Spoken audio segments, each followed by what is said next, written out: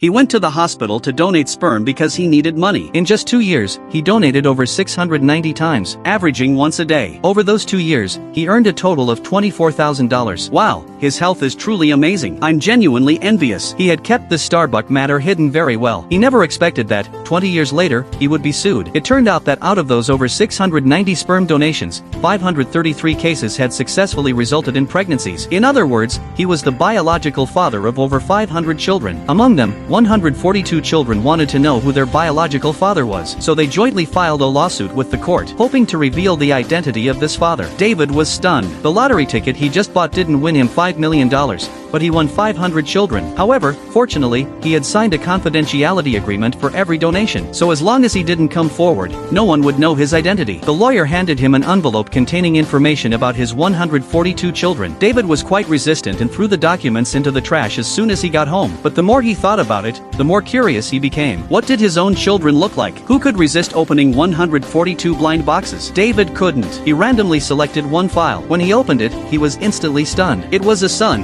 and he was a football star. This had been David's childhood dream, and his son had actually achieved it. He bought a game ticket and saw his son showing off various skill moves and dribbling past opponents, finally scoring a crucial goal. He was more excited than anyone, so his genes were that excellent. Inspired by his son, he returned to his former amateur team and dominated the field. In a joyful mood, he opened another blind box. A handsome young man was working as a waiter in a cafe. David went in and ordered a coffee. Talking to his son for the first time, he was a little nervous, but the son seemed extremely impatient. After learning more, David found out that although his son was a waiter, his good looks meant he had always aspired to be an actor. And there happened to be an audition that day, but his boss made him work overtime. He didn't dare to take the risk. If he skipped work for the audition and failed, he would lose his job and end up homeless. David returned to his car feeling down, so not all of his children were doing well. At that moment, he wanted to do something for his son. David went back to the shop, threw his car keys to his son, and encouraged him to go to the audition. He would cover his shift. Although the son found it strange why a stranger would help him, he felt an inexplicable trust in this person. He took the keys and left, but as soon as the son left,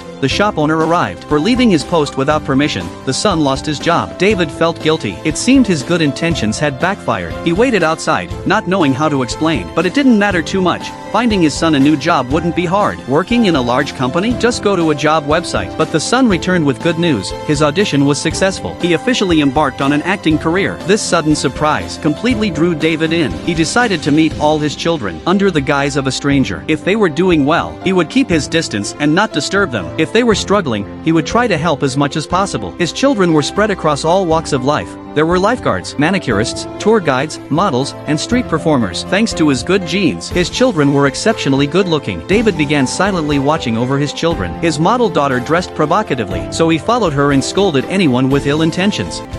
Regarde, tu marches. Miam, miam. Hey, on a besoin d'un coup de main. T'as-tu dit miam miam? Là, juste être sûr, je suis pas sûr si j'ai bien entendu, t'as-tu dit miam miam? Ouais. On dit pas ça, miam miam!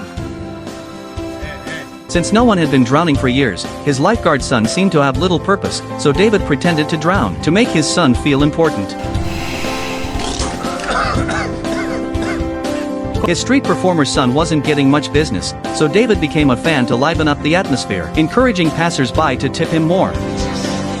To boost his manicurist daughter's performance, he pretended to be gay to get a manicure. His tour guide son had no tourists, so David attended his tours, visiting the same attractions over and over, just to increase his son's popularity. The son was quite scared, thinking this weird old man was after his body. Once, David impersonated a delivery guy to deliver pizza to a daughter, and found her convulsing from a drug overdose. Fortunately, she was sent to the hospital in time and saved. But because of this, the girl would be sent to rehab. She begged David to impersonate her father and sign the papers, so she wouldn't be sent to rehab. She had just started using and wasn't addicted yet. She promised to go to work on time and never use drugs again. David hesitated but chose to trust her. Early the next morning, he waited at the entrance of his daughter's company, but she didn't show up for a long time. David regretted his decision, but when he saw his daughter arrive as promised, he smiled with relief. Yes. Yes. In the following days, Whenever he had time, David would randomly pick a child to see if they needed help. But this time, when he saw one child's file, his smile instantly froze, because this was his youngest child, who had congenital cerebral palsy and had been abandoned at an orphanage since birth. David went to see him, but upon seeing the child in a wheelchair, he wanted to turn and run. But if it weren't for him, this child wouldn't have come into the world to suffer. Finally, he mustered the courage to face this less than perfect child. He didn't know what to do, so he simply stayed by his side, taking him for walks like a father and feeding him. Because of this youngest son, David's mindset changed. He decided to reveal his identity. That day, he impersonated the young son's adoptive father and attended a support group meeting. Everyone there was a child suing him. He blended in with them, bonding with them, having barbecues and campfires together. At that moment, he wanted to be a good father and give his children the best, but that was just a thought. In reality, his life was a mess, and he was deep in debt. Debt collectors would come to his house, gently wake him up, and then help him wash up. His life was set like this. But then a turning point came. The Starbucks incident quickly escalated, with 5 billion people worldwide paying attention. The hospital had leaked the initial information. As long as David didn't reveal his identity and instead sued the hospital, he would receive a huge compensation for emotional distress. But David didn't want to do that. The children had the right to know who their biological father was. Now, all media reports about Starbuck were negative. Even David's fiancée, who was about to give birth, thought Starbuck was a pervert. This made David unsure whether to reveal his identity. One day, David went to his father's house for a meal. His father kept praising David in front of his daughter-in-law. David may seem unreliable now, but back when his mother was seriously ill, her final wish was to travel to Venice. But our family was very poor and couldn't afford the high travel costs. Yet, to everyone's surprise, David, the least promising son, suddenly produced $20,000, allowing the family to go to Venice and spend the happiest time of their mother's life with her. On the way back, his fiancée was very curious how he, in his early 20s, could come up with such a large sum of money. David proudly said, "I earned it with a family heirloom skill." Though he said it lightly, only David knew how hard it was to donate over 690 times in 2 years. Soon, the debt collectors found David's father. If David didn't repay the debt, they would harm his father. Forced into a corner, David had no choice but to see a lawyer and decided not to reveal his identity and to sue the hospital. The case wasn't difficult, and the lawyer quickly won the lawsuit for David. David received $200,000 in compensation. This money could change his life. But when he saw a statement from one of his sons, he hesitated. At a time when media worldwide were criticizing Starbuck as a bad person, his son actually stood up to defend his father, whom he had never met. Au-delà des lois, il y a des êtres humains. Ultimement, la décision finale est celle de Starbuck. Pas obligé de se révéler. Et maintenant qu'il nous a vus, il peut très bien décider de le faire par lui-même. On sait tous qu'il y a eu un vent de commentaires défavorables à l'égard de Starbuck dans tous les médias. Nous voulons que notre père sache que on ne le considère pas comme un pervers. On le considère comme quelqu'un qui a donné du bonheur et la vie là où les gens en avaient vraiment besoin. Merci.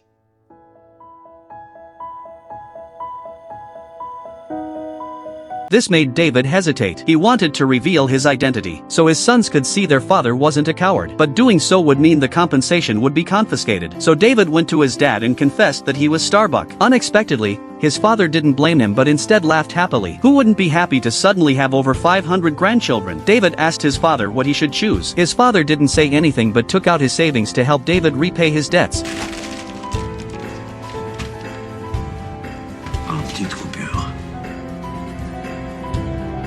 David understood. He gave up the compensation and revealed his identity. But just as he sent it to the media, he received news that his fiancée was going into labor. He rushed to the hospital. Mother and baby were safe, although he was already the father of over 500 children. When he gazed at this little one, he still felt an indescribable excitement. Soon, a nurse opened the door and said someone was looking for him. David walked out and was stunned by the scene. The hospital was crowded with people. These were all the children he had helped. They brought gifts to welcome their new brother. So David's child was born with hundreds of older siblings. This is a Canadian comedy, Starbuck. From comedy to warmth, the transition isn't abrupt. Although somewhat idealized, it still makes you feel the beauty and hope of life. It's a family comedy worth watching.